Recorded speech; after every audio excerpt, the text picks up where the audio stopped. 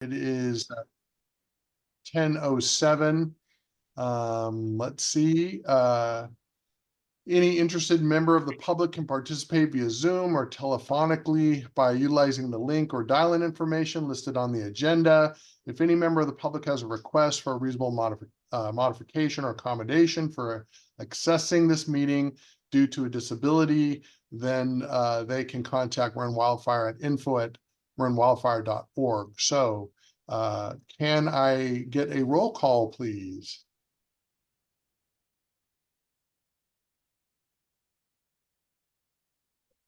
Williams Fire District. Mill Valley. Here. City of San Rafael. Here. City of Larkspur. County of Marin. Inverness Public Utility District. Here. Kentfield Fire District. Marinwood Community Services District. Here. Muir Beach Community Services District. Here. That was a here from Chris Gove. Yes. Novato Fire District. Here. Sleepy Hollow Fire District. Here. Southern Marin Fire District. Here. Stinson Beach Fire District. Here. Town of Corte Madera. Here. Town of Fairfax. Here. Town of Ross. Here. Town of San Anselmo. Here. Bolinas is here as well, sorry. Thanks, George. Okay, so roll call is complete. Appears we have a quorum. Thank you very much. Number 3, agenda adjustments. Anyone have any agenda adjustments, or Ann, Mark? No agenda adjustments from staff. Okay, seeing none then, we will move on to item number 4, which is public comments. So this is our open time for public expression, where the public is welcome to address the operations committee at this time on matters not on the agenda that are within the jurisdiction of the committee. Please be advised that pursuant to the government code section, the committee is not permitted to discuss or take action on any matter not on the agenda. Comments may be no longer than 3 minutes and should be respectful to the community. Please silence your cell phones during the meeting, mute your microphone when not reporting out. Do we have any public comment? I see no hands raised. All right, seeing none, we'll bring that back then. Thank you.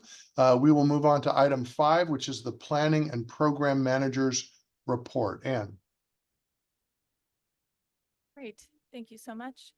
I'll keep this brief today because we have a full agenda. Just a few items. And Ann, you're low volume for those that are at home. Okay, how's that? I'm a little closer to the mic. Yeah, that's better. Okay, thank you. A couple of events have been held since the last time we spoke, including a public field trip to see the San Rafael San Anselmo Fuel Reduction Zone project. For a big thank you to those of you who attended that event. We got a pretty good amount of people there, between 40 and 60 at any given time. Plus it was live streamed, thanks to one of our staff, Josh Hampshire, who made that happen in order to accommodate folks with ADA accessibility issues and others who just weren't able to make it. We had a great discussion about this project. It's, as a recap, it's about 150 acres, give or take, with a lot of high density eucalyptus in the project area. We'll be thinning those eucalyptus, especially in a pilot project area in the near future. We've got about 10 acres that we'll be implementing in 2024 with a lot of the folks in this room, including San Rafael and San Anselmo. And it's a really great larger scale partnership type project, which includes a lot of partners. So thank you for everybody who's taking part in this. We decided to work with San Rafael Fire and others to deliver flyers on people's doorsteps in the last few days to let them know about the project, provide a QR code that will bring people directly to the project webpage.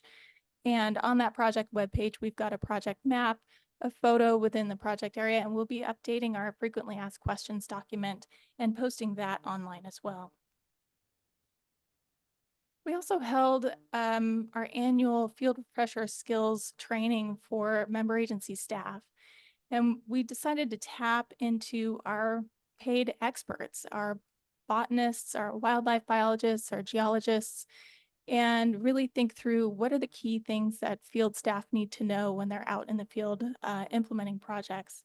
So we spent a couple hours earlier in February thinking through kind of the tough issues that come up and identifying plants and looking for nesting birds and similar behavior. We got a really good turnout. This is the second year we've done it, and we'll do it again next year. If you have any ideas about what you think should be covered out in the field, let me know and we can incorporate that into next year's training. And just a quick reminder, we've got a couple of different ways to fast track contracting for veg management projects, including master services agreements with various contractors. And we're actively working on task orders under those master services agreements. Currently, I think we have 4 or 5 in progress.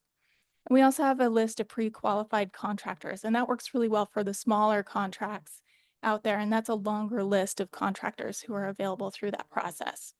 You've seen this information before, and I'll provide these slides afterwards so that you have this information. But this works really well for projects under 200K. And that's it for my update. I'm happy to take any questions. And thank you for that. Appreciate that. Do we have any questions from any of the committee members? I don't see any here. Any in person? I can't see the in-person people, so maybe let See me no know. hands raised. No hands raised? Okay, and so we'll go out to the public then for public comment. Also no hands raised at this time. All right, thank you very much, Anna. I appreciate that. Item 6 is our consent calendar. The opportunity for the public to comment on consent. Items will occur prior to the committee's discussion of the consent agenda. The committee may approve the entire consent agenda with one action. In the alternative items on the consent agenda may be removed by any committee member or staff member for separate discussion and vote. Do we have any public comment on the consent calendar? I see no hands raised at this time. All right, are there any board member that wants to pull anything here? It looks like we just got minutes. Okay, then if we can go ahead and vote on the consent calendar, or I need a motion. Canfield to move. Kenfield moved. Do I have a second? Second by Southern Marin. Thank you, Southern Marin. So can we do a vote, please? Bolinas Fire District, Yes. City of Mill Valley, Yes. City of San Rafael, Yes. City of Larkspur,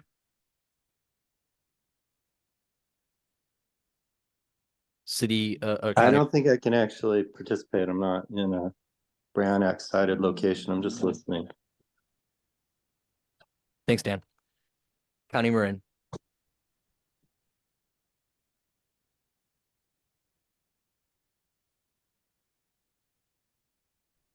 Yes, County Marin. Inverness Public Utility District, Yes. Kentfield Fire District, Yes. Marinwood Community Services District, Yes. Muir Beach Community Services District, Yes.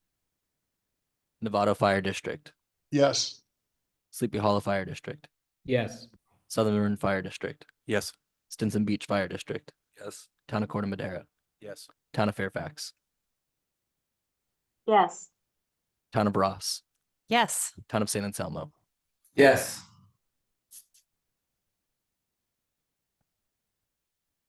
Passes with unanimous vote. Okay, awesome. We are now into discussion item 7A.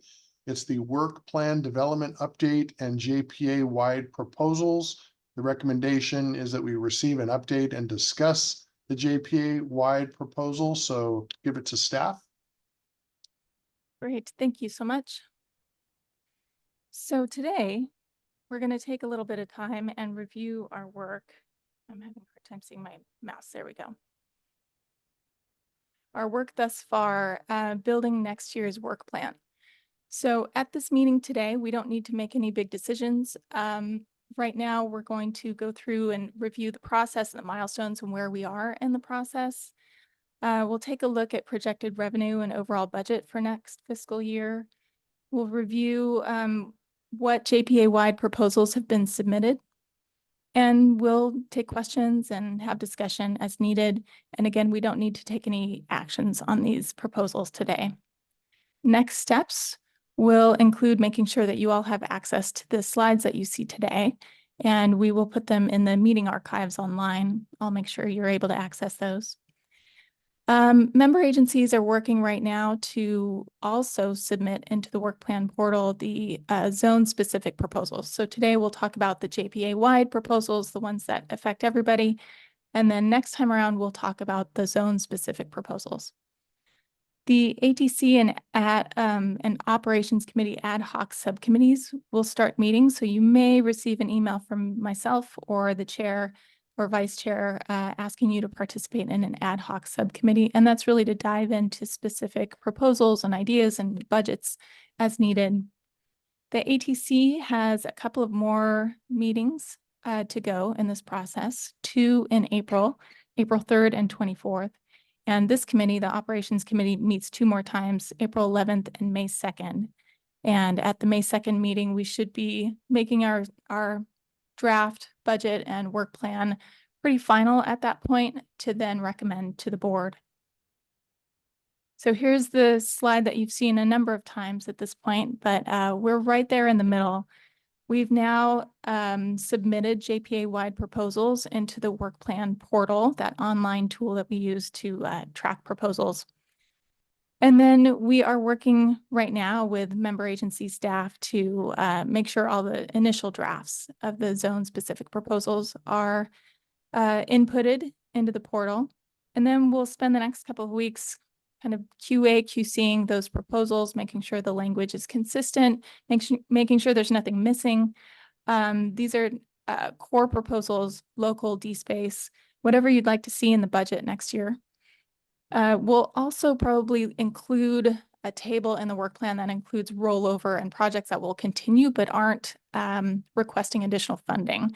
And that'll be a great way just to track what's going on in addition to what's listed in the next year's budget.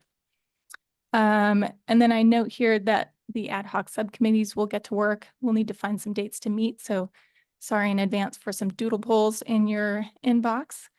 And then May 2nd is really a key date for this group, and that is making a decision on the draft work plan and budget.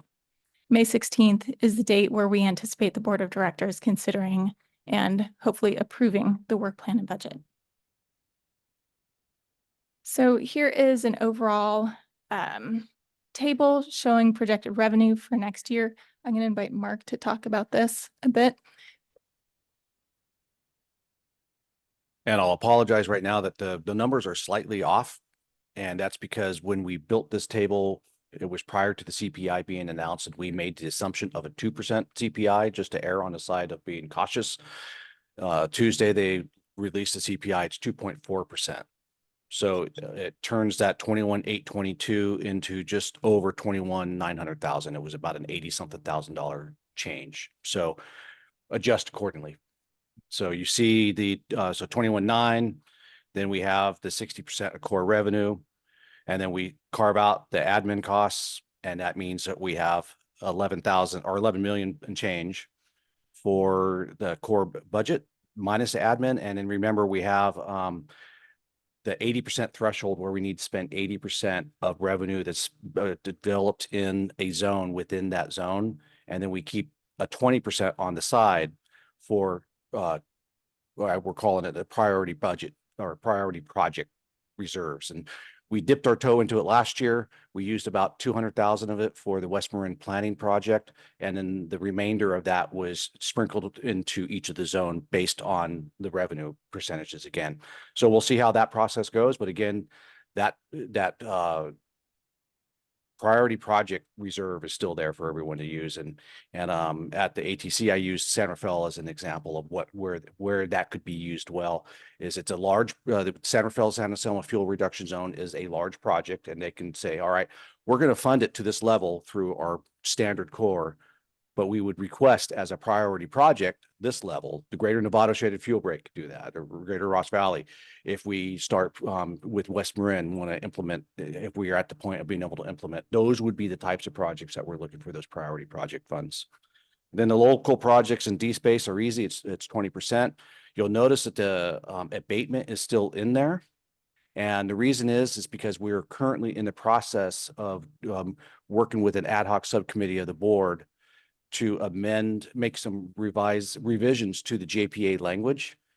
And until we make those revisions, we have to act like we're going to collect that. But I'm confident that the board is going to agree, and then we'll have to go to each of the 17 member agencies to approve the new JPA revisions. And trust me, they're minor. This is probably one of the biggest ones, is the 2% removal of the abatement. But I think for planning purposes and what we told the ATC, plan on it not existing, because I think we can get those JPA revisions done by December, which is when we start cutting the checks for those items. And I'll pass it back to you. Oh, I guess I'm keeping this one.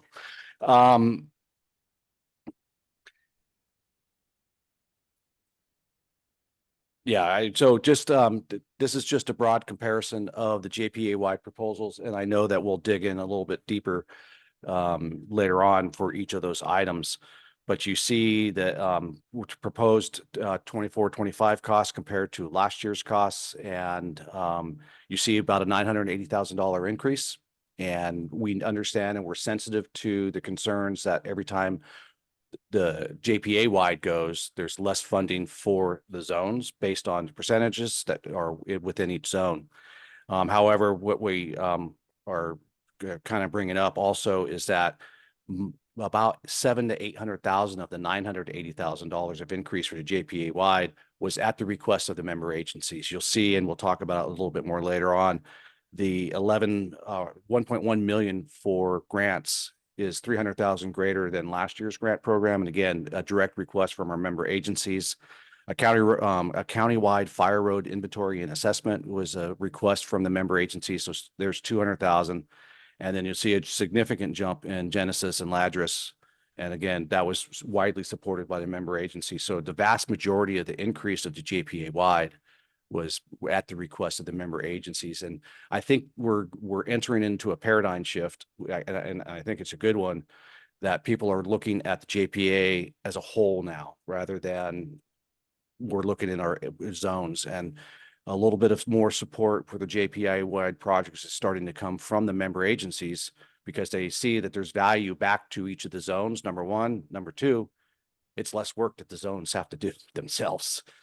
Most of that is driven by MWPA staff and contractors. And here's a breakdown of what we talked about before, but just a little bit deeper. You see the projected revenue, the core minus admin, JPA wide currently at 5.5 million. That means 6.2 to be distributed across the zones. That first column is without the 80% ceiling that we put in. And then you can compare what it looks like with the 80% ceiling. And then that priority funding is at 1.2 million. Thanks so much, Mark. Appreciate that. So what we're going to do right now is just go through the JPA-wide proposals very, very briefly. Most of these are things that you've heard about previously, so we won't go into great depth. We're going to have a number of speakers today, and we're all going to be very brief while we talk about each of these JPA-wide proposals. We'll go in chunks. So we'll take the first 6, and then we'll break for a few questions, and then the next 2, and then we'll take another 5, and then we'll break for Q&A.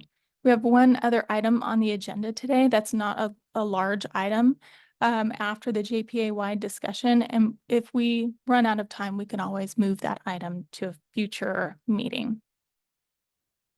So now we're going to take the first chunk here. And I'm going to start us off just by reviewing and breaking down the environmental compliance costs that we've built into this next year's budget.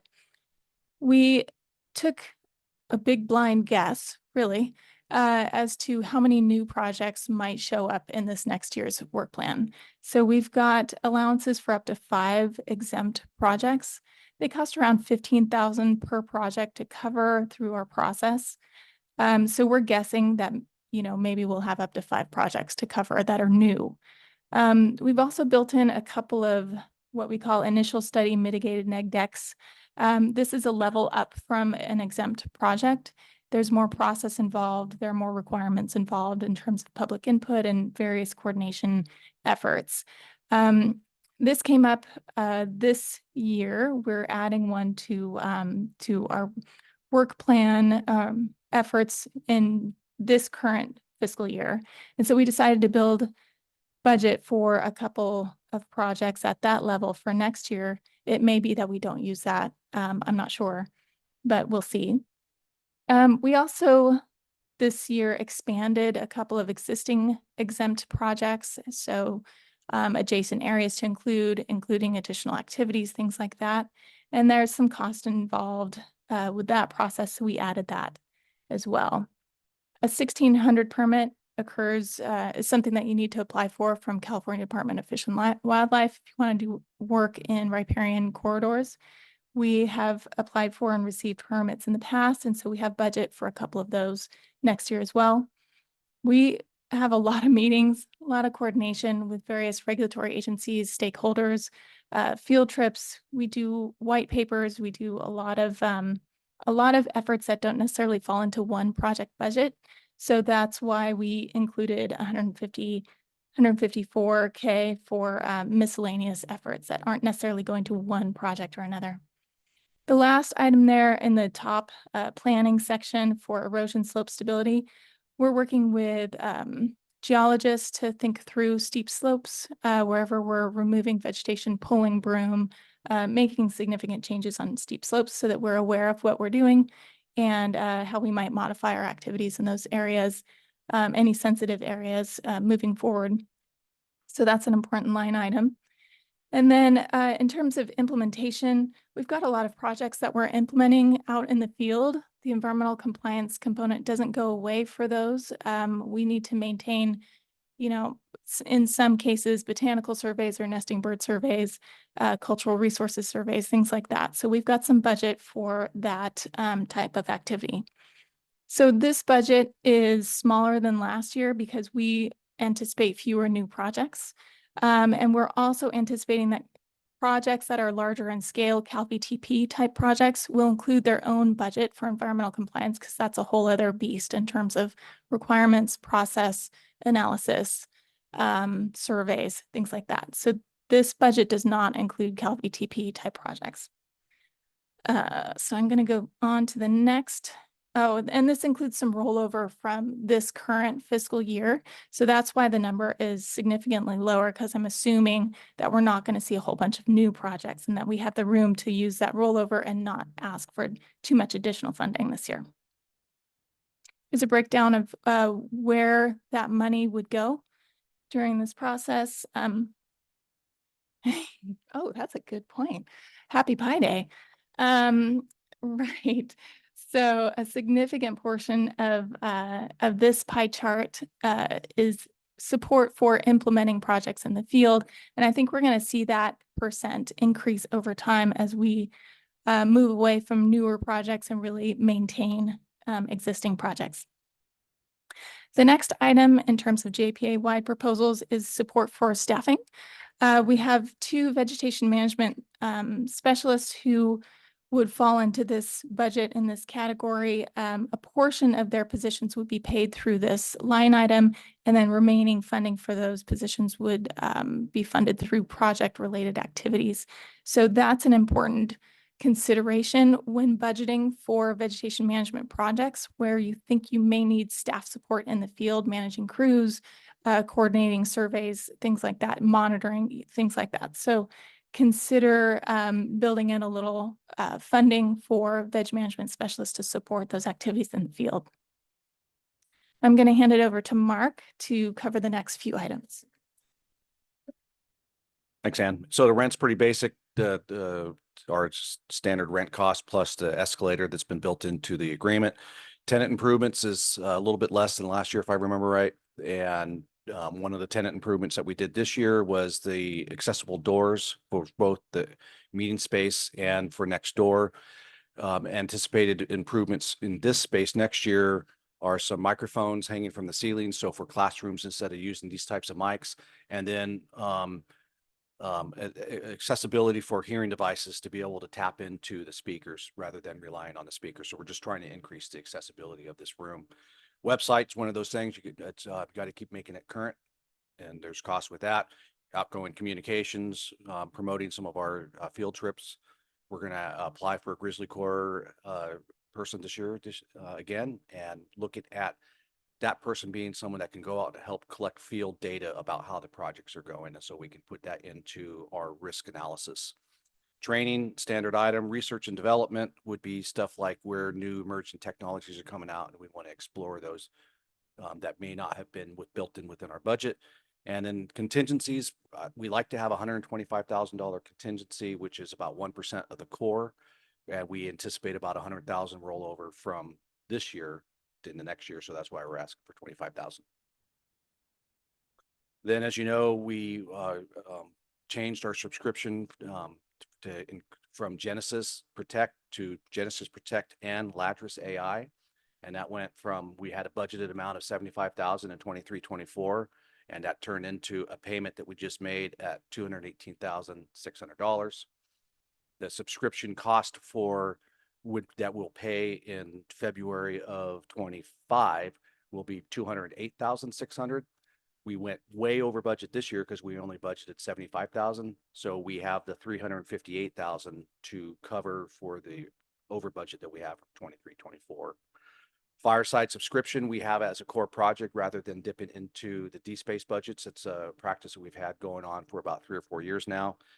And then the regional wildfire disaster coordination, that used to be a position that was housed at Southern Marin Fire. That position has moved over to the Office of Emergency Management. We're no longer calling it a position because we're going to be tapping into the resources that OEM has when it comes to wildfire preparedness coordination.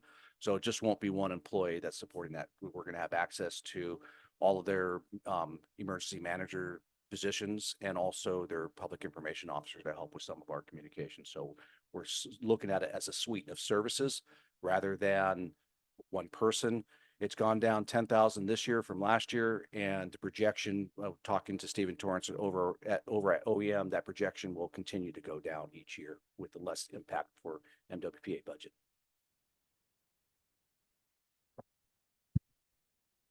Great. So that does us for the first kind of group of proposals. Before I open it up to questions, though, I would like to take a moment. I meant to do this earlier in the presentation, but I wanted to show folks that, you know, as we build these work plans each year, we make these proposals publicly available online. And so even though they're not kind of all printed out and attached to the agenda, they're available for anyone to view, including the public. So if you're a member of the public or a member of this committee, on our website, our homepage, you can go to the upper left-hand corner JPA portal and click on that link. And then if you are a member agency staff member inputting proposals, you would go to the login button on the upper right. However, you don't need to. You can go down, scroll down to work plan year and choose 24-25.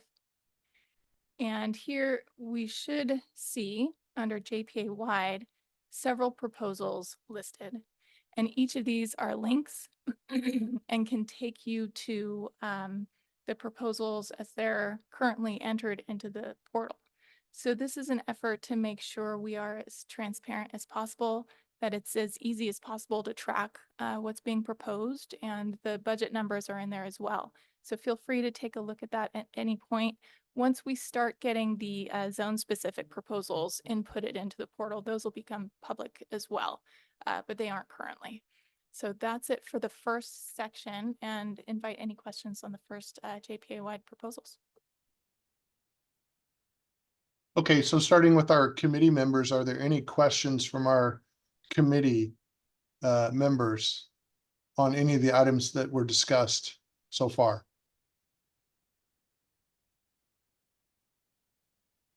No raised hands in the room. Okay, I just have one, just a follow-up. I didn't quite hear it, Mark. I'm sorry. The Regional Wildfire Disaster Preparedness Coordinator, that's $65,000. What is that again? That's the position that was formerly housed at Southern Marin Fire, where there's revenue that comes from Measure C, Marin County entities, whether it's the cities and towns and the county. And it's been moved from Southern Marin Fire over into the Office of Emergency Management. And the county has increased their funding. They're also going to be using state Homeland Security grant program money to help fund that position. And so it's just, instead of it being a position that we helped fund last year and the year prior, we're going to be looking at a suite of services of wildfire preparedness coordination from the Office of Emergency Management. And a lot of it is to work with whether it's CERTs, neighborhood response groups, and other Firewise type communities to coordinate that preparation. And what percentage is that of their total salary? Again, it's not a position. We're going to be tapping into multiple employees. And so, but for perspective, last year, it was about 48% of the salary was from Measure C. Okay, and the deliverables that they had, we have those documented and captured, what they provided last year? Yes, and it's in the current work plan Okay, thank you. or proposed work plan, I should say, Bill. Okay, so if there's no other questions from the committee, let's go out to public for comment. See no hands raised for public comment. Okay, great. So I guess I'll turn it back to you, Anne and Mark, for the next bit there. Great, thank you. I'll just share my screen briefly and then I'm going to hand it over to Charlotte Jourdain. So here's where we are in the list of proposals. So we're on number 7 and number 8, Wildfire Risk Perception Survey, next steps for that, and Regional Wildfire Risk Framework. Charlotte Jourdain is going to cover both of those, and then we'll take another pause for Q&A.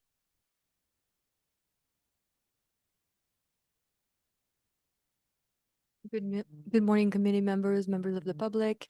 My first presentation is regarding the Wildfire Risk Perception Survey. You're familiar with this project. We've been working with FairPath Solutions and Josh Damone for the past 2 years to work with to create a survey that complements existing other surveys and qualitative data, and working with community-based organizations to increase the participation of communities traditionally underrepresented in this type of efforts. I want to underline that this is not the only source of data. There's a lot of good data gathered by Fire Safe Marin and other agencies, but this is a different approach to gathering the perception of the community. The goals are to identify programming needs, guide communication, and enhance programming and education and outreach effort, and also to create benchmark data to track our progress. The community partners we've worked with are listed on this slide. The survey is now closed. We have an overall response rate of around 80%. We are currently working on merging the many languages that the survey was distributed in, cleaning the data, and beginning the analysis, which will be completed this summer. So for next fiscal year, we are requesting $30,000 to review the results of the survey with each community-based organization, the local fire agency, and Fire Safe Marin jointly, compare the assessed risk and the perceived risk, so the community's risk from residents, with what we know through our other tools, the evacuation risk assessment and other tools that will help us identify what needs to be done. And then I just want to underline that 100% of this is going to compensate the community-based organizations for their efforts, since this is not their primary missions for many of them. Should I move on? Okay. My second proposal is regarding the creation of a data-driven wildfire risk framework. Why do we need this? Data, we have been collecting a lot of data, and we think we can put it to good use to help us prioritize the biggest reduction in risk per dollar, understand the areas of residual risk after fuel break treatment, creation of defensible space or home hardening, design better programs and projects, again, track progress over time, communicate with our residents in the community based on data in combination with field experience, and support our grant-seeking efforts. So what we've done on this topic in the past work plans, we've done several initiatives. One of them was the evacuation risk assessment current condition, which has been delivered to your staff. This provides everyone with difficulty risk score by road segment when it comes to planning for evacuations. We are now working on crunching the data to show the top priorities and opportunities. So we want to deliver to your agencies a list of, top 20 road segments to go treat. This sort of helpful implementation data. And then we're still working on identifying key metrics to track progress in terms of evacuation safety over time. We have also been working with the inspection data gathered through your agency's inspection programs. Each discovery found in 2022-23 is assigned a risk score, and we can aggregate this risk score by parcel, neighborhood, agency, and zone. We can overlay this with WUI areas, fire severity areas, evacuation difficulty, race, ethnicity, income, you name it. We're deep into the data analysis there. And again, the idea would be to deliver to your agencies, top 10 priorities, lowest hanging fruit, what to do next, where do you put your next $50,000, or where do you send your staff next? That type of data-driven implementation and management of projects. And then similarly, we've also been working with Willow Labs on the vegetation projects that have been approved so far, quantifying the risk reduction outcomes of these projects. We're finding quite astounding results in terms of flame length reduction, increase in areas that are directly accessible to firefighters, reduction in rate of spread, decrease in canopy fire activity, and then of course, monitoring the treatment decay over time so that we can have an eye on maintenance and not lose the initial investments in these projects. And then separately, we're also, as you know, working to onboard the Green Info Network that will help us consolidate all of these different data sets and help answer agencies' requests. So the proposal for next year is $320,000, which will help us create quarterly updates of the evacuation risk assessment to show how implementation efforts have reduced risk. And then again, be able to sort of have a feedback loop there with recalculating the new risk after initial implementation of mitigation, and then where do you go next from there? Sort of a systematic approach to risk reduction. For on-parcel risk, we would like to implement APIs to allow us to sort discoveries in the residents' report so that they know what are the top riskiest priorities. Right now, they're listed sort of without any sorting order between violations, recommendations, and home hardening. We want to put the most dangerous findings at the top. And then this will help us also create agency-facing visualization and other sort of program monitoring tools where you can prioritize your re-inspections, prioritize community grants program, direct assistance, compare and integrate other modeling efforts. And then for the fuel breaks, what we want to get into is also integrate collected data so that you get quarterly updates on your fuel break implementation progress and how that reduces risk. Right now, we're projecting what the risk will be after final and full implementation, but we know in reality, it's going to be a phased approach. So we want to keep track of that phased approach. We have included in this amount some budget to assess any new projects that will be that may be approved under this work plan. And then per your request, implement fire pathways analysis into this as well. And that's the end of my presentations. Thank you. Thanks so much, Charlotte. So what we'll do now is just take a moment and that's a lot of information. So I'd love to invite discussion, questions, etc. on these two items. All right, so committee members, do you have any questions on the last two items that were just presented?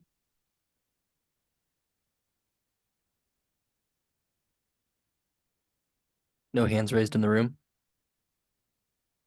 Okay, then let's go out to public for comment. I see no hands raised at this time.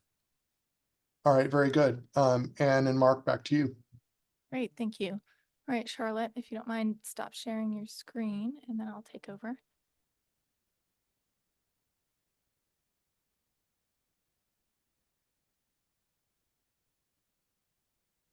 Okay, great. So we just finished items 7 and 8.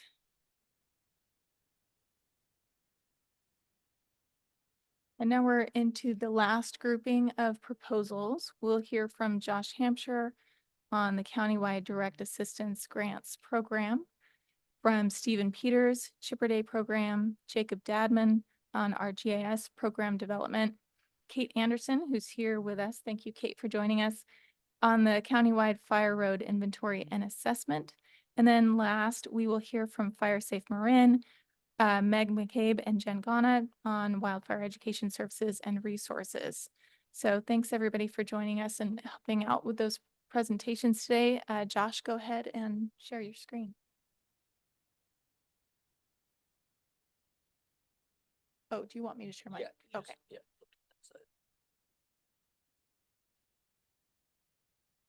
That's great. Okay, I'll just share my screen for this item. I believe it's only one slide. Sorry about that, Josh. There you go. Okay. Thanks, Ann. So the goals of the program changes for fiscal year 24-25 were to prioritize high-risk inspection findings above lower risk. Two, to make it a easier process for residents and a little bit more accessible to people who need the grant program or direct assistance program.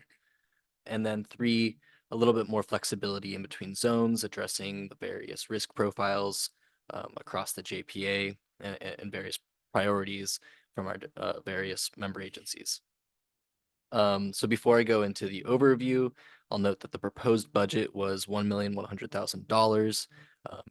It was increased proposed by the member agencies, the working group that we brought together to come up with these program changes, so that we could say that we're reinvesting $1 million back into communities in taking action in line with the recommendations from defensible space inspections. So very brief overview of these changes. One, we decided to split the program between direct assistance and reimbursement models. So reimbursement is the current model for the grant program for all of our assistance. And we're introducing a direct assistance model this year where MWPA contractors will go out and perform the work.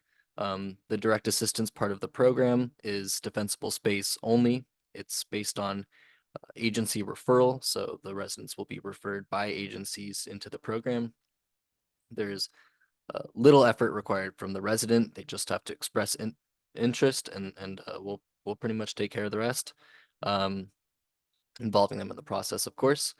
And lastly, the schedule will rotate through the 5 MWPA zones modeled after Chipper Days. And that's going to help distribute funding evenly across the JPA. Before I go into the reimbursement side of the program, I'll note that of that $1 million that is going to be invested directly back into communities, 800,000 will be reserved, or roughly 800,000 will be reserved for direct assistance. Now for the reimbursement side, there's going to be for home hardening items only. And the difference this year is the process will begin with pre-approval, setting clear expectations with residents and avoiding frustration down the road. Additionally, not listed here, but we are going to be narrowing the program down to the highest priority items, making sure that we're spending funding first on the priority for our member agencies, the things that are going to have the largest risk reduction return. And then lastly, of that proposed budget, $1,100,000, $100,000 is reserved for staff time, consultant fees, fireside support and development costs. And like I said, leaves $1 million to be invested directly back into communities for risk reduction. Thank you. Thanks, Josh. I'm going to head to the next slide here and invite Stephen Peters to speak on this item. Thank you. Good morning. For those of you not aware, Trip A Day program is a curbside vegetation removal program focused on reducing residential costs associated with creating a defensible space around private homes. This season, we've made a couple slight changes. The two biggest ones that residents will see are one, we're going from 5 rounds to 6 rounds of chipping during the season. So that's an additional 5 weeks added on to the beginning of the season. And residents will see that we've broken up pickup windows into first half of week pickups and second half of the week pickups. The intention of that is to reduce the pickup window from a 5-day window where piles can be left out and potentially drying up on the curbside to 2.5 days. That was based on a lot of public input that they didn't want to see piles left out for an extended period of time. Moving on to what we're asking for the budget, we're asking for an increase from 1.25 million to 1.5 million. Much of that's based on our dump and disposal costs. Over the seasons, we've seen disposal sites take a closer look at the different types of material we're dumping at their sites, going from just a blanket cost of just chipped waste to actually going down and seeing whether we're bringing in things like bamboo or palm, which residents love that we're able to take for them because they're hard to dispose, but they do come with a higher disposal cost to the original green chipped waste. And so those have different costs. Again, as well, 5 more weeks means 5 more weeks of crew time for chipping. So that's an additional cost. And finally, because we saw such an increase in participation, around 30% increase between 2022 and 2023, we moved to a model where we plan the season not based off of last year's trends of enrollment, but based off of 100% enrollment for each week. The intention with that is we want to make sure that we have the money both to go through all of 2024 and then beginning of 2025 when this project gets renewed again. And we want to make sure that we do not run out of money and are able to chip all of the residents who sign up later in the season and fulfill that obligation. So thank you. Thanks so much, Stephen. All right, so next I'm going to invite Jacob Dadman to speak on our GIS program. Hi. So this is a budget item that was on the previous work plan as well. We are working with a GIS contractor who we've worked with before, Green Info Network. They're a nonprofit, which is really nice to work with, to continue to develop a platform for the NWPA and member agencies, a GIS platform, and in particular to develop mapping and data tools to display project information to the public so that people can access dashboards of how many acres we've treated, maps showing where that is, how we've reduced risk, really including the public in sort of the project development and implementation process, and also pitching the benefits that they're getting by having these publicly accessible dashboards, to create tools to share and automatically update treatment data with veg managers. This is really helpful for us as field staff, being able to see constant automatically updated data on where treatment is getting done, how treatment is getting done. It's helpful for invoicing. It's helpful for prioritization of where to go. To also having a platform for monitoring and maintenance data is really critical. One of the things that as we implement more projects, one of the things that we are starting to think about is when do we go back and retreat? When do we go back and maintain these projects to make sure that we're keeping the risk low? So being able to have a platform where we can upload that monitoring data and make this and have the sort of preset triggers on when to go back and do maintenance is really critical on a GIS platform, and help and kind of coming in with what Charlotte was talking about with the modeling and the analysis that's happening on data-driven wildfire risk, being able to have a platform where we can conduct that analysis, where we can overlay those layers to prioritize where to do the treatment that's from that data that's coming in. And then finally, GIN is going to train us as staff to be able to use these tools, and agency staff if people want it, in order to effectively use the tools that are coming in and the platforms that they're building for us. And it's the same budget as last year, $100,000, which for what we're getting out of them is a really good price. And I think that's due to the fact that they're a nonprofit. Great, thanks so much, Jacob. And I'll just add, a lot of the work that we've done in this arena so far has been, more behind the scenes, reaching out to member agencies, thinking through data and how to centralize data so that everything speaks to each other. But we are working on an item right now, just starting work on an item right now, which includes a public-facing interactive map showing project boundaries, and will include blurbs on each of those projects and before and after photos. So keep an ear out. I'll be in touch looking for before and after photos of some of the projects out there. And we're excited to do that. And that'll be a great addition to our website. Next, I'm going to ask, let's see who we have. Kate Anderson with San Rafael Fire to speak to this item, a countywide fire road inventory and assessment.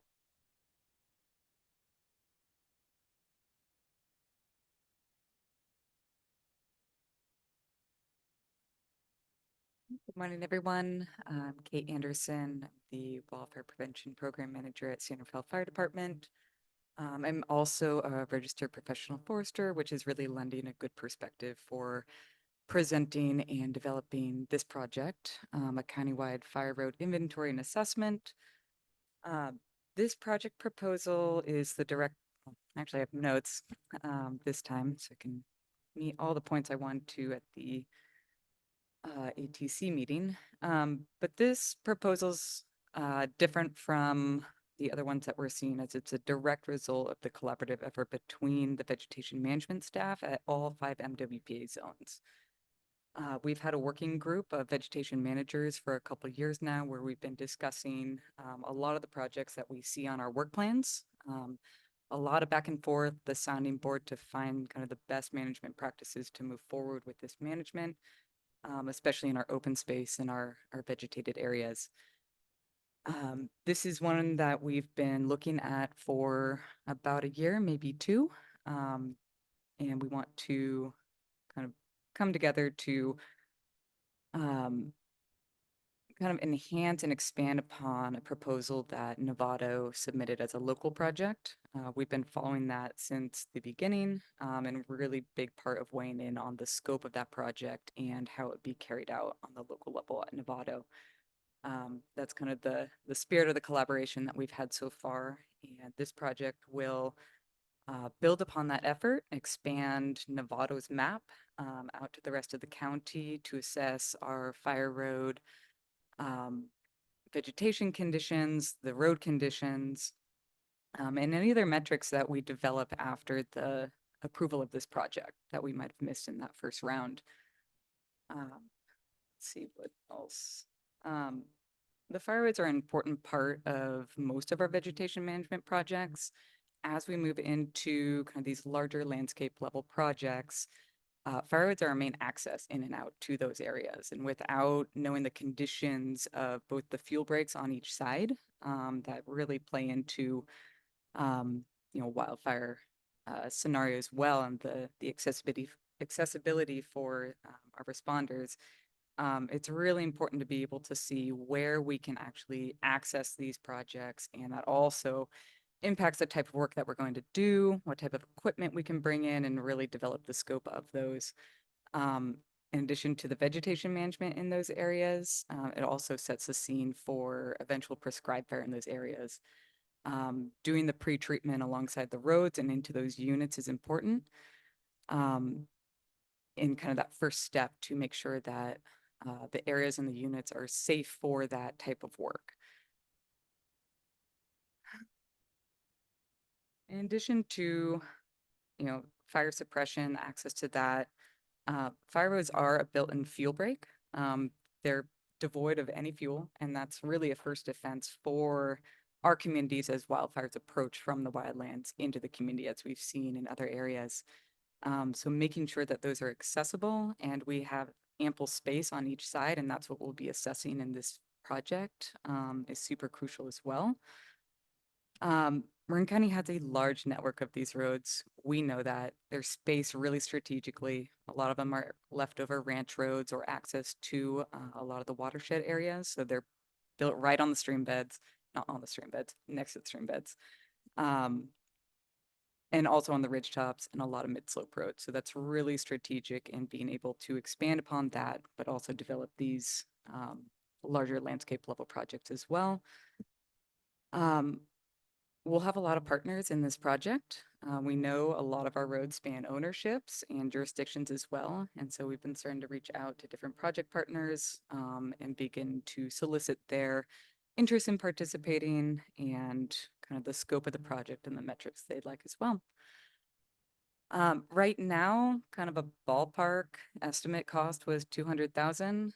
We know that JPA-wide projects impact individual core budgets, so that's really open to discussion, negotiation, and knowing that Novato's already done this project and developed the template and the tools needed to expand that.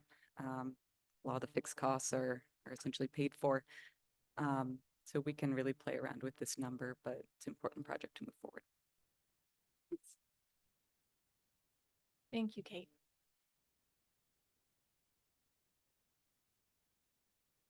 So next, I'd like to invite Fire Safe Marin staff to present, and if we could bring them over as speakers, that'd be great. Thank you. Hi, everyone. I'm Meg McCabe, and Jen Gauna and I are excited to share our Fire Safe Marin's plans for the coming year. We've submitted a detailed proposal describing all of our programs and services that we deliver. So today we'll just give you a brief overview and an introduction of that 10-page document. With the passage of Measure C, Fire Safe Marin became the key outreach and education arm of the MWPA. And as most of you know, we've been Marin's Fire Safe Council for over 30 years. Our mission aligns with the MWPA's fourth goal to serve all 260,000 residents of Marin with accurate and accessible information to help them lower their wildfire risk and prepare for evacuation. We are very strategic in our programming, and we don't do this in a vacuum. I'll turn it over to Jen now to explain the data that we use to guide our decisions. Good morning, Operations Committee. My name is Jen Gauna, and I'm also part of the Fire Safe Marin team. I'm super happy to be here this morning. So the educational programming that is within is driven by data. Fire Safe Marin is continually evaluating its programs, products, and services and looking for new ways to engage residents. Data also informs the improvements that we make throughout the year. While we use a lot of different tools to inform us, I'd like to highlight a few of them that are most impactful. So on the left-hand side of your screen is the data box. The data box is a particularly cool application. It captures analytics and metrics across the distribution avenues that we use. So think about social media or the website or Google searches or the newsletter. This is really important because it tells us about our audience behavior and how our programming and content is performing with different target audiences. It's a highly efficient program, and it shows us the interconnectedness of the work that we do. Another especially important item that we rely on are in-person engagements. This year, we've done 49 events engaging with 6,600 residents. And these events are geographically diverse. They're also different types of events. So we might be at a disaster fair, a health food distribution hub, or maybe a family event or farmer's market. And this is really important because it allows us to have two-way conversations and gives us insight into the awareness levels and information needs of different audiences. We also work closely with the home evaluation program to identify top issues and create solutions for residents that you'll see within the content that we put out and on the website. We also rely on daily phone calls and emails, hearing from residents about what their concerns and questions are. And what's interesting is that these are highly technical and specific, so they might show us where there's gaps in information or where we might offer more clarity in the content. Other ways, other tools that we use are surveys that tell us about awareness, knowledge, or attitudes. We rely on industry experts for the science-backed information that we put out. We also work with advertising and communication professionals for best practices on distribution, different types of creative formats, and staying on top of industry trends. And then also, very important, we regularly look for feedback from the partner agencies and partners that we have. I'm going to put it back to Meg. And we recognize that Marin is a community with diverse needs, and we're geographically quite spread out. So we plan our programming with this in mind. We provide information in different settings, in English and in Spanish, digitally and in print. We're out in the community, as Jen mentioned, in force at live events. We're in the newspapers, we're online. Our proposal for the coming years continues to emphasize unique needs communities, such as people with access and functional needs, Spanish-speaking, seniors, family members, renters, and people living in rural areas. And this is in accordance with our mandate to both follow the risk in terms of prioritizing wildfire risk-prone areas and also serving people with who are most vulnerable in our community. So let's take a look at how we do this through our programs. Jen?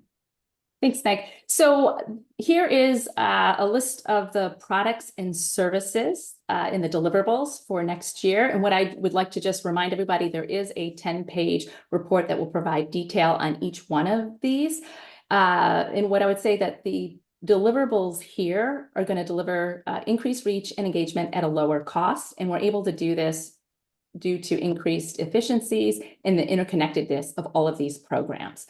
The deliverables incorporate the direction from the Operations Committee to increase public education, particularly to new audiences, and it supports the education and outreach goals of the MWPA as it relates to detection and alerts, home hardening, D-space, strategic partnerships, and unique needs communities. So we'd like to call out a few of these deliverables that will have new emphasis next year. So the ambassador program, I alluded to this earlier in our in-person engagement.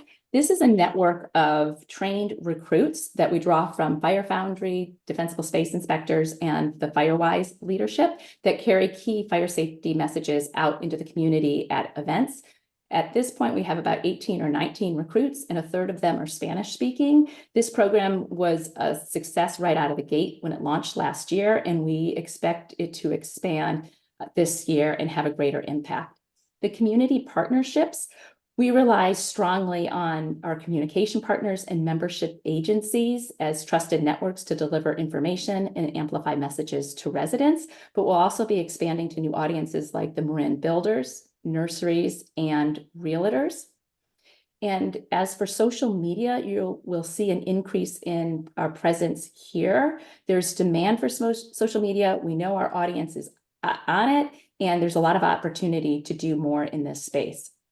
Following the social media strategy guidelines of the MWPA's social platforms, we will be doing the posting for them, reporting on the activities and the information of the MWPA. These two social media, Fire Safe Marin and MWPA, have a lot of synergies and they complement each other well. Meg's going to talk about the home evaluation work that this plan Right. So the home evaluation program is a priority of the MWPA, and you will see it as a dominant theme in much of our messaging throughout the coming year. We're excited to work collaboratively with the MWPA, the agencies that make up the Alliance, San Rafael Fire, and Fire Aside to help people understand the value of the home evaluations, encourage people to open their reports and to do the work.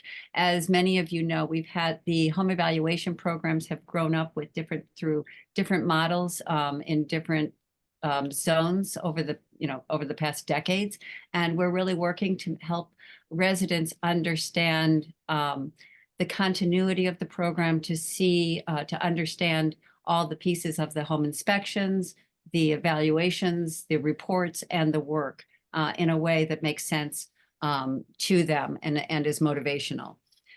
So whenever we're talking about the defensible space, the home hardening issues in our messaging, we will tie it directly back to the wildfire risk report, asking people to use that as their personal guide to the work that they do. And all of the deliverables that are pointed to on this page are memorialized in our service agreement with the MWPA. So how are we measuring our success? Would love to call attention to the monthly reports that we produce that provide in-depth detail on each of those deliverables, metrics, updates, and we are always looking to how we can improve upon each one of those. And those reports are really important to us because they hold us accountable and they tell us how we're doing every month and what adjustments might need to be made. But in addition to that, we look at the increased reach and engagement across target audiences. We look to the growing awareness and knowledge among residents, and also the quality of the program and the resources that we have. And within each of these three main areas, there are key indicators that tell us how we're doing and what adjustments that might need to be made. So that kind of wraps up our presentation, kind of rapid fire. And what I would just love to leave you with is that our team is especially enthusiastic to submit this work plan this year. It represents 4 years of fine-tuning improvements on previous plans. And there's a lot more efficiencies here. There's more interconnectedness with all of the deliverables. And probably the most inspiring of all is that we see a lot of greater collaboration and coordination among the organization, member agencies, and with residents to reduce the risk of wildfire here. So thank you very much. Thank you so much, Jen and Meg. And that concludes our presentations for JPA-wide proposals. I think we have plenty of time for discussion, and also want to remind the committee that we'll have an ad hoc subcommittee meet in the next couple of weeks to discuss these as well. I'll turn it over to Chief Tyler. Yeah, fantastic. Great work. Incredible. Okay, committee members, you must have some questions or comments.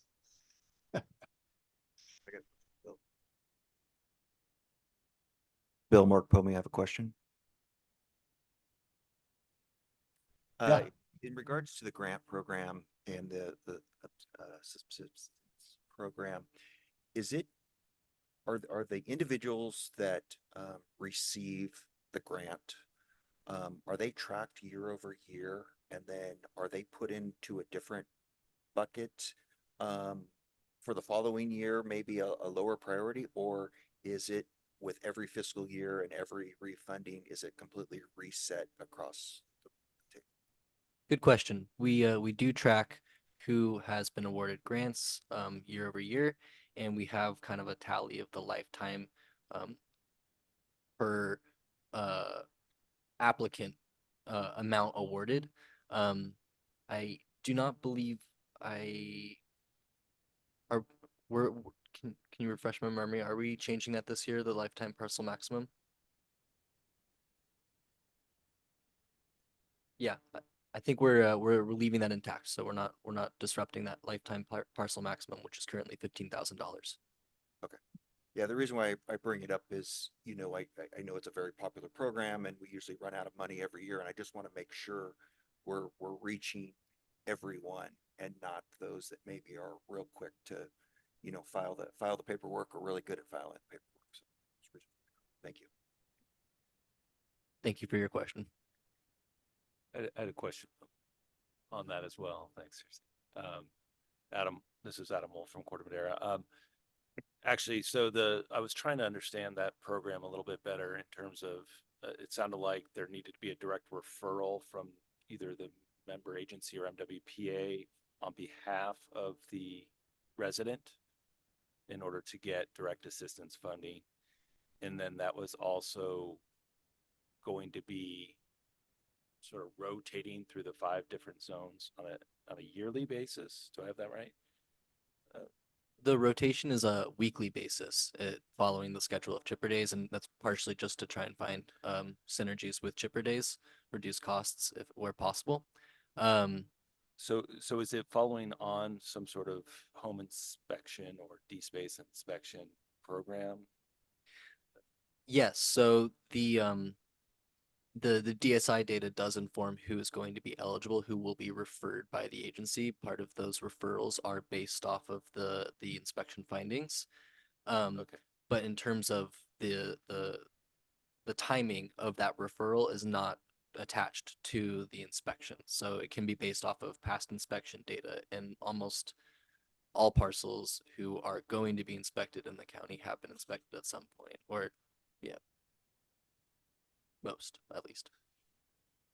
Okay, so it's not time dependent, but other than there's an inspection during the course of the year, there are findings, the individual homeowner resident can file paperwork via the member agency for some reimbursement or direct assistance.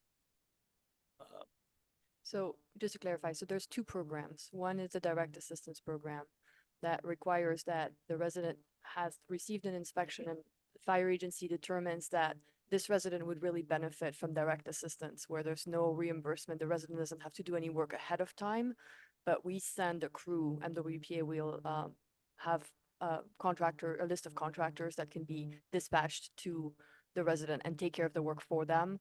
No reimbursement needed. Right. In terms of paperwork, it's just, right of access and limited liability type of thing. But the resident doesn't have to file an application, doesn't have to follow a process. It's really driven by the agency's identified needs for residents, since through the inspection programs, they know where the highest risk parcels are. They know which residents struggle the most with creating their defensible space. So we wanted to incorporate this aspect. The second part of the program, completely separate from direct assistance, is very much similar to what we've run in the past few years. It's a reimbursement-based, resident-initiated program, and that's for home hardening, and it's only specific items of home hardening that we have identified as high risk. It's really just vents, attached combustible fences, and gutter guards. And that's similar to previous programs. There's no referral needed from the fire agency, but it is, the resident does have to have received an inspection that itemized that the gutter guard is missing or the fence is missing. And that's more just the traditional sort of grant program. So we're experimenting with these two structures this year and then moving forward.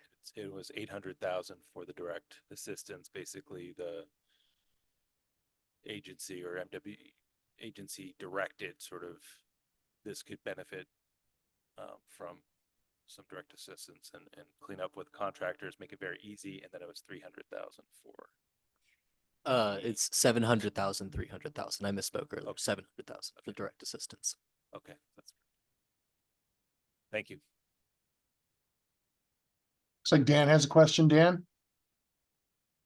Yeah, I had two questions / comments. I was wondering, this might be for Mark, but have we now matured to a point where, we have a good program like the Chipper program, and we're being asked to increase the budget by 20%.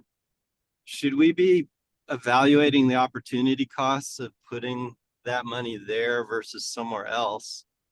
And then I guess I have a question or request for whoever's on the ad hoc committee, which is, I really am fascinated and think mapping the fire roads is a really good idea, but I don't think we can softly go into it with, it's a negotiable number. I think the ad hoc committee needs to figure out what the number is going to be for that program.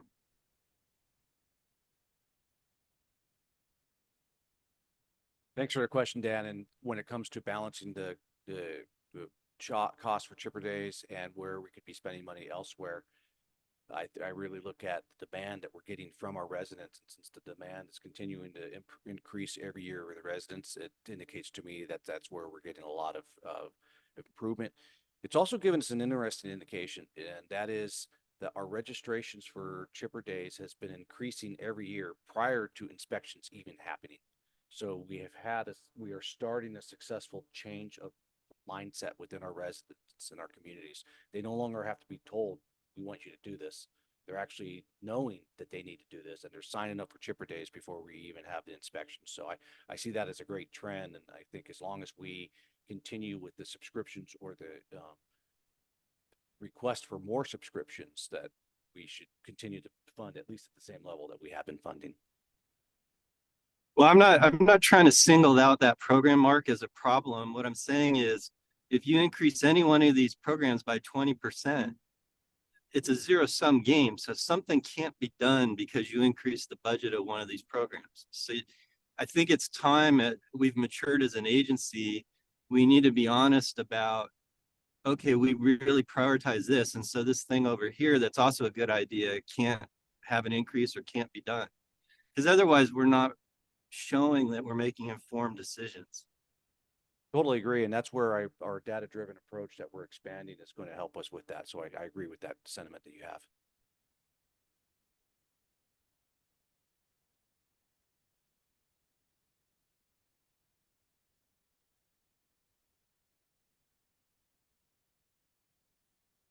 Okay, so Dan, maybe we can continue kind of what your line of thought and reasoning on this when we get our ad hoc group together. I think that would be a good place to do that. Sorry, Chief Tyler, my microphone wasn't working. This is John with the City of San Rafael. I just wanted to piggyback off of what Dan was talking about with regards to, I think, the Chipper Day. I think a question that I would have, and maybe this is something, Mark, you can get back to us on, is just like you referenced the data on the increased usage and the people signing up for Chipper Day. Would it be possible for us to get that? I think especially as we go into the ad hoc discussions around Chipper Day, just seeing, that increase in the requests. Yeah, so that was it. I just looked over at the guy that has the data and he says, yeah, we could do that. Great, thank you. I would add the same for the grants program to see if we can get some data out to the committee of where the grants have been in each community or in each zone. Good morning, Krista Johnson, Town of Ross. I have a couple of questions. Can you tell me what is the increase for the grant program from last year to what's proposed? Last year was proposed $800,000, and this year is $1,100,000. So it's like 30% increase. Yes. A little bit more, Mark says. Okay. And then can you educate me a little bit about the Chipper Days? Because so it's supposed to be chipping. So I'm saying, so the resident does the work themselves, and it's mostly, and it's wood products that are put in a pile, and then our group comes by and chips it, right? Yes. So it's not cutting back of other vegetation. I'm trying to how does it different from the what would be done from the resident assistance program? Sorry, one moment. I'm sorry, I interrupted. I was asking Stephen to talk about the increase in dump fees, which also contributed to the budget. My apologies. Oh, he mentioned that in his first presentation. Yeah, but to answer your question, let me recap just to make sure I understand. You're asking what the difference between the existing Chipper Day program is versus what the proposed direct assistance is. Well, I'm just really, this is the first time I've been somewhere where they had a Chipper Days program. So it's different from the work that would be done either via the grant program or the direct assistance program, because this is more wood branches and things like that need to be chipped and then disposed of, whereas the other stuff is more leaves and things like that. Yes, and also it's more and Josh, feel free to jump in, but the Chipper Day program is available to anyone within the JPA. If you pay the property tax, you're able to have chipping. No questions, you're eligible. So the way that we work is you can just sign up. We have 6 opportunities.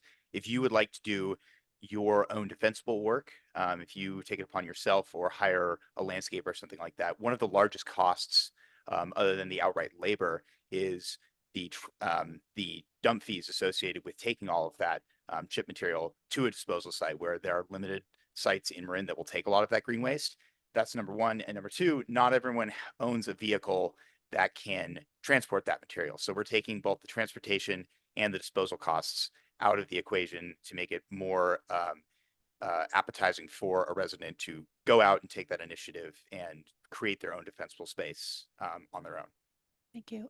And so then how does, so a lot of jurisdictions will build in such services. I'm not so sure about the actual like chipping, but the pickup during certain times of the year, let's say fall, via their solid waste collection and disposal contracts.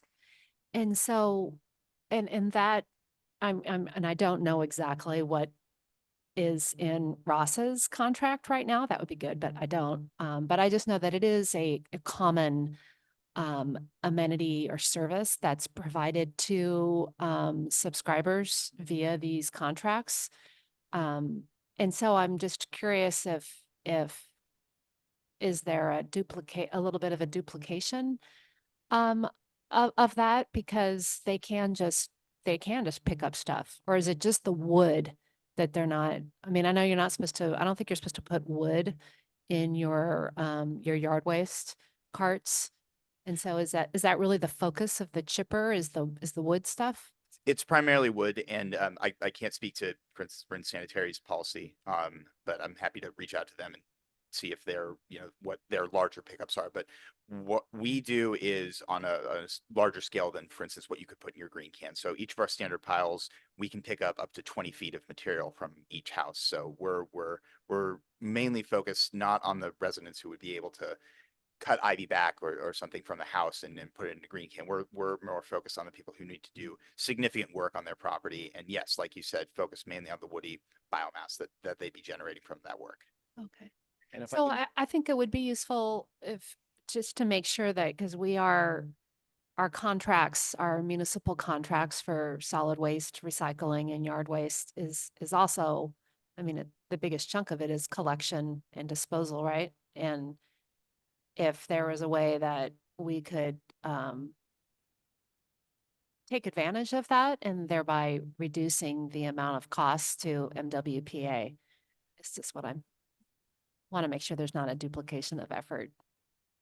So Christine, if I understand it, I mean, you're talking about like green cans that people have on a that they can use regularly, and whether or not that's sufficient to cover the needs and therefore reduce the amount for chipping. Is that what you're saying?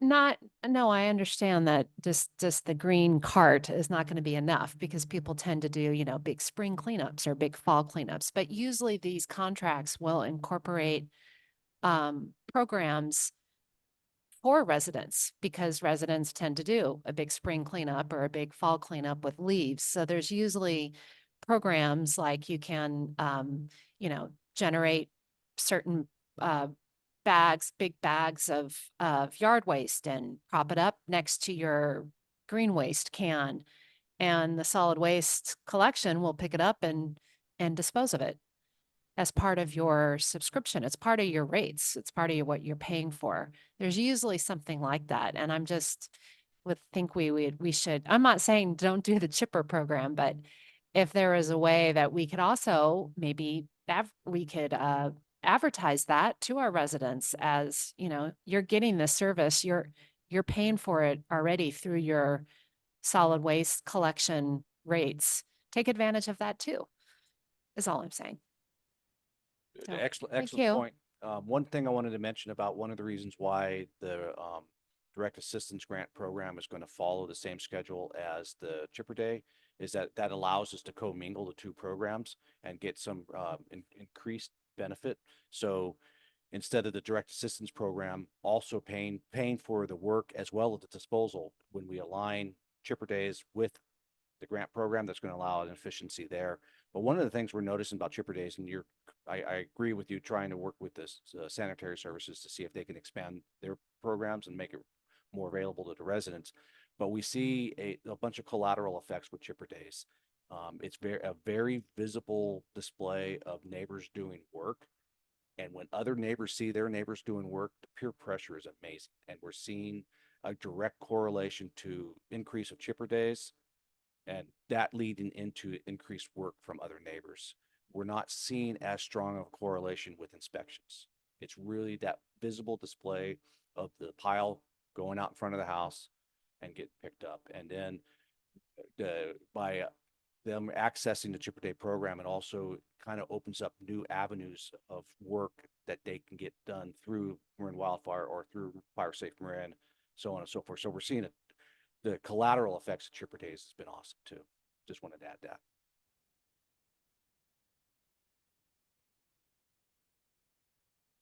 Okay, any additional questions from the committee?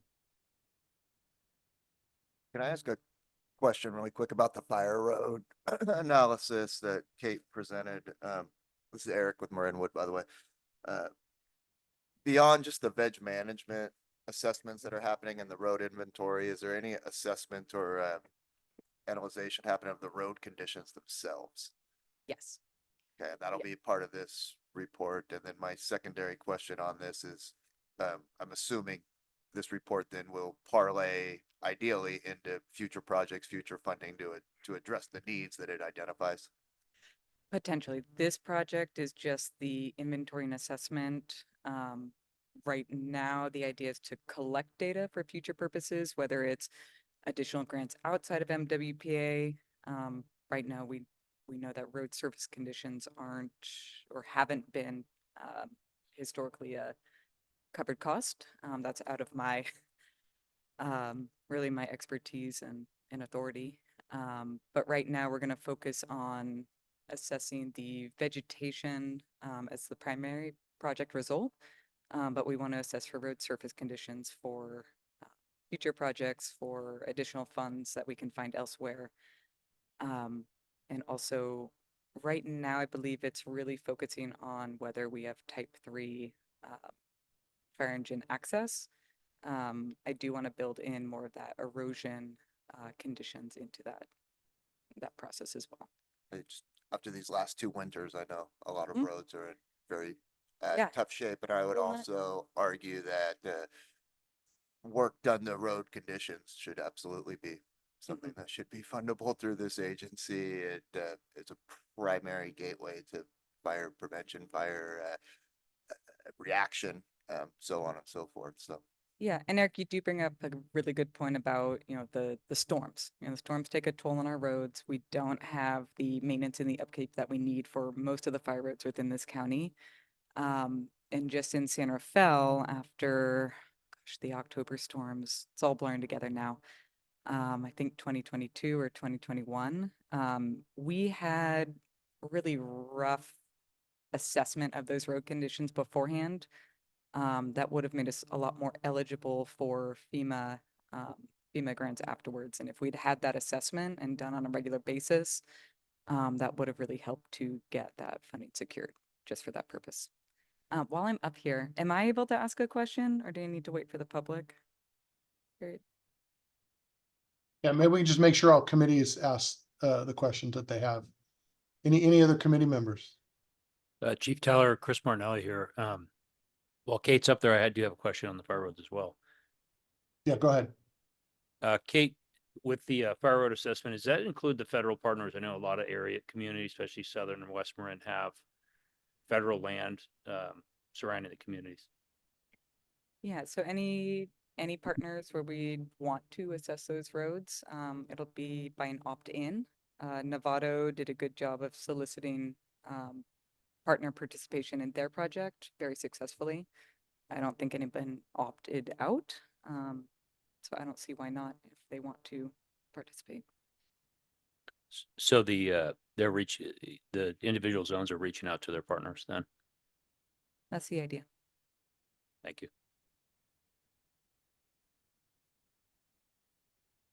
Okay, if that's it for the questions from the committee, then let's go out to the public.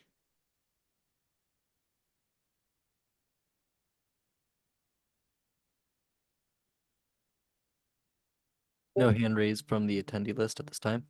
Okay, and then Kate, did you say you had a question? Yeah, just bring it back to Stephen with Chipper Days. Can you, when you send John the information on the pickups, can you include the pile sizes associated with that? Because I do think there's a big question to answer whether kind of doing a green can campaign, if that's kind of an eligible use for this. With our defensible space inspections, we don't expect people to do all of their work all at once.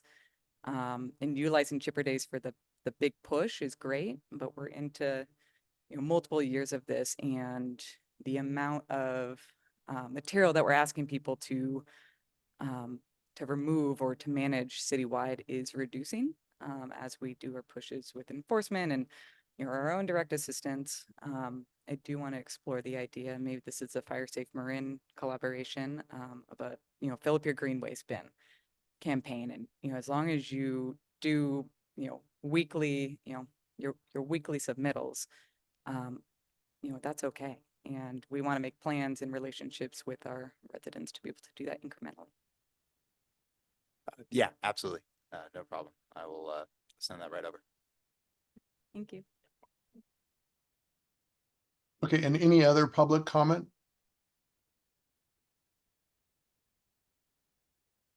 No additional hands raised. Okay, I just want to comment. I really want to thank Rich Hold and on. Meg We and have a question from Krista.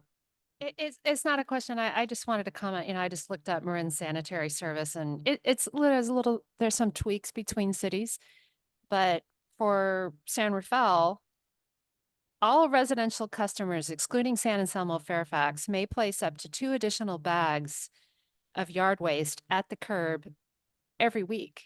So 52 weeks a year, as long as they're not, you got to put them in like a big paper bag or something. You can't put it in a plastic because then they think it's garbage. But so these trucks are already coming through our communities. They're already picking up. We're already paying for it through our rate structure. And Chipper Days is proposed to have a $1.5 million cost to MWPA. And if we could be better utilizing our existing collection contracts with the jurisdictions, I think it could help do more of what our public speaker just said, which, trying to do cleanup and cutting back throughout the year and utilizing those contracts and what our ratepayers are already paying for. So, thank you. Yeah, I mean, I think the scale that the chippers do on a neighborhood-wide basis, where you get the synergy of people seeing other piles going out, so they put their piles out, and the work that fire agencies have done locally within their neighborhoods, the working with Firewise communities, and that the synergy and cooperation far exceeds, anything that people are doing on an individual basis with regards to a green can monthly or weekly. But I do would want people to try and maximize that weekly, make sure their green can is full every single time. But a lot of times those green cans get filled with yard clippings and leaves, which is a different sort of material that we're trying to remove. So that's what I would just say about that in most of the areas. So yeah, but we could do more with messaging people to take every opportunity they have to utilize the existing disposals that they have. So anyway, I want to thank Meg and Jennifer and Rich really for some fantastic work. And this is just a flash presentation, doesn't do it justice, all the work and the very high level of work and the analysis that you all provide, the highlighting all of the different things and the expansive reach through underserved communities, through alternative languages and whatnot, is just phenomenal growth and expertise. So I wanted to thank you all for that. Okay, so if there's no other public comment, then I think that we are on to, let's see, 7B. Is that right, Ann? Yes, that's correct. And I'd like to invite Jacob Dadman to speak to this item. One of the great things about having vegetation management specialists working for MWPA is that you can dive into specific topics that are important for MWPA and our member agencies and look into the peer-reviewed literature around some of these topics that come in to conversations in public meetings and interactions with the public. in a variety of different ways. And in this situation, we asked Jacob Dadman to take a look at some of the peer-reviewed literature and case studies around shaded fuel breaks and their effectiveness. So I'll invite Jacob to speak to that. All right. Hi, everyone. I'm going to be sharing my screen here. So yeah, as Ann mentioned, the MWPA has recently published a 12-page research paper on the effectiveness and ecological benefits of shaded fuel breaks, in particular at reducing fire severity and the rate of spread. It has 25 peer-reviewed sources, as well as firsthand testimony from fire professionals, and 2 real-world examples in-depth analysis of shaded fuel breaks working in fire scenarios, and as well as 1 computer modeled example. And finally, it has recommendations on how to maximize the efficacy of fuel reduction projects, shaded fuel breaks. Here on your right is the title page of the paper itself. Before I talk about why it exists, what it can be useful for, I want to show you how you can access it. It's published on our website. If you go to resident info and then the bottom, science and research, it will be the first link on that page, effectiveness of shaded fuel breaks on fire severity. So I want to talk a little bit about what the paper is useful for the members of the operations committee. So first of all, it's a bank of research and analysis that you can take for response letters, for engagement materials, for environmental compliance, anything that you might need it for. So that you aren't having to do that research, that you aren't having to pull those statistics and that standard verbiage for every single time that you are writing a response letter, every single time that you interact with a resident. It is a resource that you can give to engaged and concerned residents, people who are maybe a bit more interested in shaded fuel breaks, in fuel reduction projects. You know, it is, like I said, it's 12 pages, a lot of scientific analysis, research in it. So it's not necessarily something that you're going to be, you know, posting on Instagram. But it is for someone who wants to dive in a little more in depth, something that you can give to people, and we are and that's why we're making it publicly accessible to all residents. And finally, it does have features that the science tells us, or recommendations that the science tells us make these projects more effective and more efficient. On the right here, you see a couple photos that we have found to be really helpful in explaining shaded fuel breaks to residents. The top page is a clear cut, a commercial clear cut, and the bottom page is the bottom photo is a shaded fuel break. These are photos that are in the paper themselves. One of the concerns that residents have is when they think that we're doing a fuel break that we're going through and just cutting everything down. When in reality, oftentimes a well-designed fuel break, you won't even, the average person can't even tell that work has been done there. And so by showing these 2 examples of like, this isn't what we're doing, this is what we're doing, that has been really effective in communicating sort of the benefits and what a shaded fuel break looks like. So I want to highlight a few of the major takeaways from the research. First of all, shaded fuel breaks are extremely effective at reducing fire severity and rate of spread. I'm sure everyone in the room knows this already, but it's helpful to be able to have that scientific analysis, that scientific research, as well as the consensus from many peer-reviewed sources that confirm that we can then sort of turn around and give to residents if they're concerned. Shaded fuel breaks do not increase wind speed or ember spotting in any measurable way. This is actually the genesis of this paper, was that we were beginning to see an uptick in letters submitted in public comment of people concerned that shaded fuel breaks would increase wind speed due to a lower understory and increase ember spotting. We were able to very conclusively show that that is not the case. And once again, that's another resource that you can point people to if they do have that concern. Another conclusion is that vegetation management, defensible space, and home hardening all work together to improve outcomes for structural survival. It's really the shaded fuel break that decreases flame length, the defensible space that eliminates it, and the home hardening that will protect that structure from embers and radiant heat. This is a major thing that we want to be able to pitch to residents of look, we're doing this vegetation management, but that doesn't mean you're off the hook. You really need to be on your defensible space, on your home hardening, because they all work together. This photo on the right shows that of vegetation management kind of in the more of that chaparral wildlands, and then the defensible space that eliminates the flame length and the home hardening on the structure that protected it. This is from the 2014 mountain fire in the San Jacinto wilderness, by the way.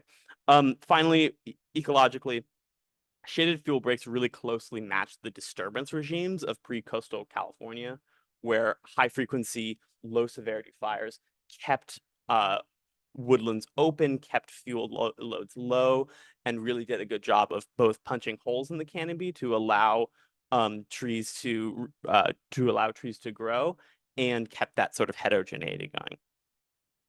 A few recommendations from the research that we can include in our vegetation management practices are that increasing canopy heterogeneity is a really helpful way to both ensure that the large trees that we do leave behind remain healthy, while also decreasing the risk of that catastrophic fire. One of the most interesting conclusions, or most interesting facts that I found from this research is a meta-analysis of over 1,200 fuel reduction projects throughout all of the Western U.S. The highest predictive factor for fuel reduction project success is the diameter of the residual trees, really showing that it's the large, widely spaced trees that make the biggest difference in reducing fire severity, and that thinning out those smaller diameter, maybe more suppressed, unhealthier trees does not measurably increase fire severity, even if that means punching more holes in the canopy, because those healthy trees will sort of release and fill that canopy space. Another important takeaway is that we have to understand the role of untreated riparian areas, or riparian areas that have been treated less extensively, as possible fuel bridges, particularly on our linear shaded fuel breaks, as a way that a fire can cross that linear shaded fuel break, because it's an area of less treated material, and being able to plan around that risk. Finally, as always, building temporal, spatial, and biological diversity into treatment plans is a major way that we can reduce fire severity and the rate of spread, especially in our strategically placed landscape area treatments, where fire can approach from multiple angles and take many different pathways through that treatment. A linear shaded fuel break, it's only coming from one direction, right? But a splat can come from multiple directions. So building in that diversity across the landscape helps reduce the rate of spread from any direction. And then finally, a major thing that I found that was really interesting to me was we have to monitor and retreat these projects very aggressively. This graph on the right shows the regrowth of fuel reduction projects in the lead up to the 2014 mountain fire. And one of the things that's really interesting here is you see this curve of shrub height regrowth. We see that our most aggressive regrowth right after treatment, because that's when you have that sort of release after that disturbance comes through. And so it's really that first 5-year window that makes the biggest difference in sort of the lifetime of your treatment project. This red line at the bottom shows what that regrowth would be like if it increased at a constant linear rate instead of this more extreme curve up here. And you can see that at our 10-year mark, that's a 30% difference in shrub height regrowth. So it's those first couple of years. By 10 years, your pretty much all of your fuel reduction benefits have washed out. And within the first 4 to 5 years, you're about half of your fuel reduction benefits have washed out. So it's the monitoring and maintenance in these projects is really important in making sure that they stay effective. Finally, I know that I said that this isn't necessarily something that every single resident of Marin is going to read, but we do want to take the salient facts from this, the actionable items for the residents of Marin, as well as the basic ecological understanding, and have that and pitch them to residents. And for that, we're partnering with Fire Safe Marin on a multimedia effort, multi-week effort, with infographics, videos, social media posts. Here's an example of what we could be doing on the right, a draft that FireSafe Marin made for us. And it will be focusing on the shaded fuel break effectiveness, their ecological benefits, and like I said before, the coordination with defensible space and home hardening that residents can take to further the benefits of vegetation management near them. It will be a rollout over multiple weeks, so please expect to see this on MWPA channels. And something that one of the reasons that we're talking to you at the operations committee is this is a real opportunity for us to coordinate these posts, to repost them, to really expand the range of these posts, because this is a major vegetation management strategy that we're using that is not going to go anytime soon, and being able to do everything we can to make sure that the residents of Marin are informed on the benefits and understand the actionable items that they can take after that is really important. So as these roll out, we would love to work with public information officers, anyone who has access to channels to make the word go further. But in the interest of time, I am done. If you have any questions, that's my email there, and I'm happy to take some now as well. Great, thank you, Jacob. I'll just add to that. That was really helpful. I'll just add to that we're also creating materials around, what does it look like when a hand crew comes through your community and does a shaded field break? What does that actually look like? So creating, short videos. What does it look like when we apply herbicide to cut tree stumps? Different topics that come up a lot in public comment and public comment letters, in conversations with the public in our field trips. We want to create a lot of content around that and post it to our website, social media, etc., and make it accessible to all of you. So thank you, Jacob, and we're happy to take questions.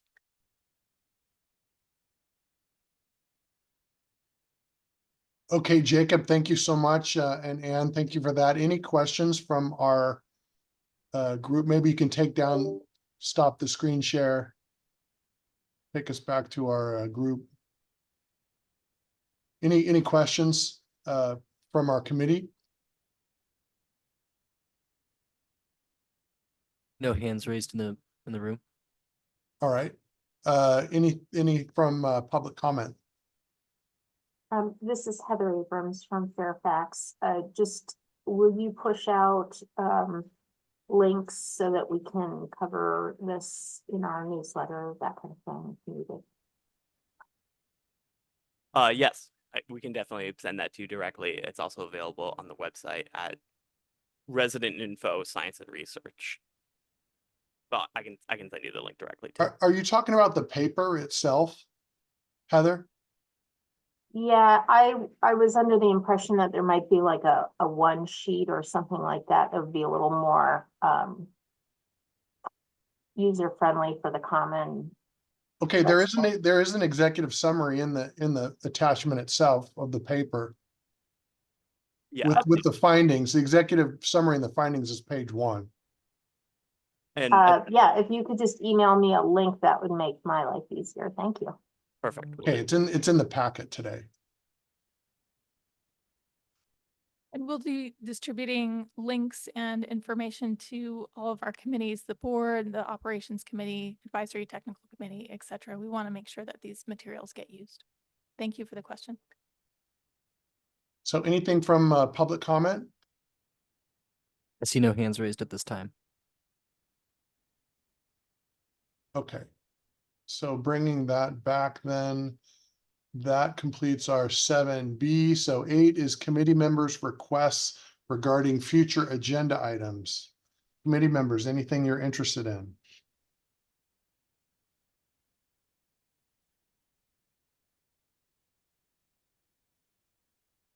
Okay, I don't hear anything there.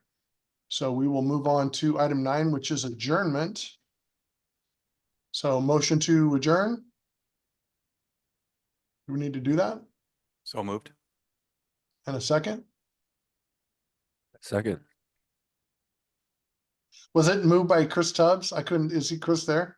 Yeah, I was trying to be stealth, Bill. I recognize the voice. Okay. Chris, I don't know who seconded, but I appreciate that. So Second by Jesse. Very. Do we need to roll call or can we just say all in favor? Aye. People getting up. All in favor? Aye. Great. Anyone opposed? All right. Thank you so much.